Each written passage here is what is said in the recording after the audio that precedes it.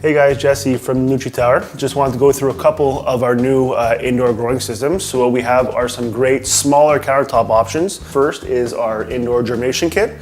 Comes with a T5 fluorescent light, great nano dome to incubate all your plants, great for seed starting. And then we have the Growlight Garden by Sunblaster. So the Growlight Garden is a little more of a traditional soil-based garden, gets away from the hydroponics, but still is a self-watering system.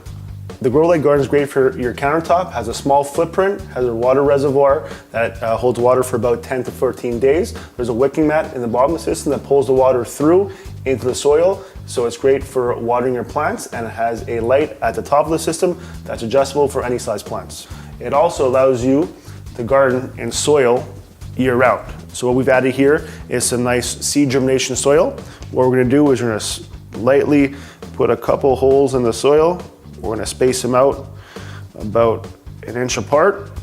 All right, we're gonna take some nice basil seeds. We're gonna try and sprinkle about 3 or 4 in each hole.